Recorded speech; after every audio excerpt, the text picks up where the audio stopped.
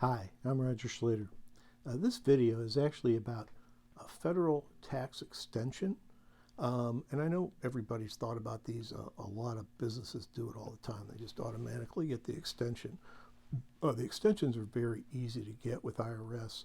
Basically, all you have to do is either send in a form, or actually you can do it online, but when you do it online, I think you have to make a payment of some sort. Anyway, when you're getting a loan during tax time, like in April or after that date, I've heard some accountants telling the company to file an extension if your sales or earnings are bad or trending down. This would essentially have the bank make a loan decision on previous years, like 2019, 2020, 2021, and then you would get the extension on the last year. In this case, it would be 2022 federal tax return. Most bankers trust a tax return more than a financial statement. And this is because businesses do not usually report higher sales and income on the tax return because they would pay more taxes on that higher income. This is correct. The banker, would make the loan decision without the tax year that you obtain the extension. But most bankers will ask you to get a financial statement, profit and loss and balance sheet for that missing tax year. Accountants usually use the tax return as a catch-all, for expenses and deductions that have accrued over the year. Sometimes they just do it at the end of the year. Many times the interim financial statement will not have key expense or deductions that are entered on the year-end tax return.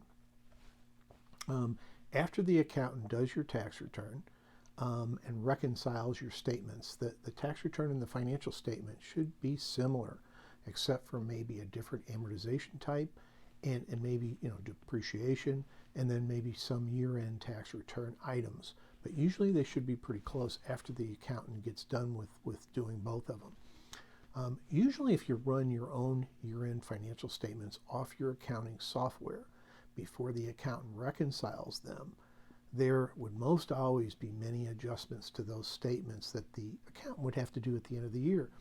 Most bankers have had customers, and I've had this before, and they're having a profitable year. They show you these interim financial statements that are great.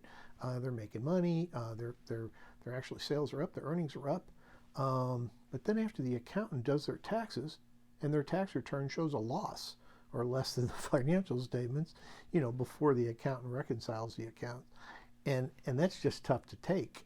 Sometimes you made loans based upon these interim statements, and then when the year-end tax return comes, they've got a loss, and that's hard to take. It's hard to explain to the upper management also if you're in banking. So anyway, this is not good for the banker who lent money based upon the profitable financial statements, the interim statements. Most companies know how they're doing based on some metric that they've used over the years. If a company thinks that it lost money and filed an extension for their federal taxes, you could decide to apply for a loan to the bank.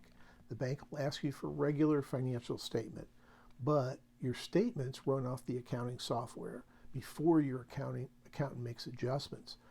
And sometimes, a lot of times, they'll look better than your final tax return does.